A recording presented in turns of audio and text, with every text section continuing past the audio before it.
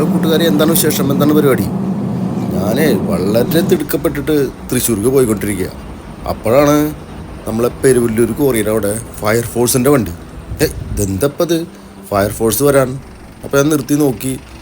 അവിടുത്തെ നാട്ടുകാരോട് കാര്യങ്ങൾ ചോദിച്ചറിഞ്ഞു. അപ്പോൾ അവിടെ ബാബുരാജ് ഉണ്ടായിരുന്നു. ബാബുരാജ് കാര്യങ്ങൾ പറഞ്ഞു.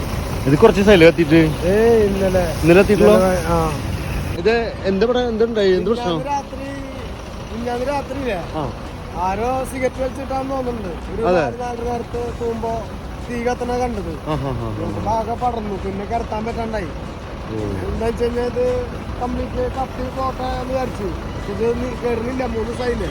നീരിന് പ്ലാസ്റ്റിക്കിന്റെ മണവും ദുർഗന്ധമായപ്പോ നമുക്ക് കിടക്കാൻ പറ്റാണ്ടായി. രാത്രിയൊക്കെ വീട് നിറച്ച് പുകയായിരുന്നു. ഇപ്പൊ ഫയർഫോഴ്സിനെ വിളിച്ച് അവരൊന്ന് സഹായിക്കുന്നു.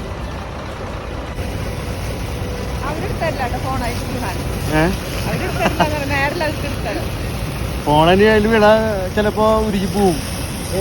ഇല്ലല്ലേ, കെട്ടുണ്ടല്ലേ? കെട്ടു. പക്ഷെ അതിന്റെ ഉള്ളില് നീർന്നു കത്തണത് അന്നത്തോടെ കഴിഞ്ഞ് കത്തണുണ്ടല്ലേ.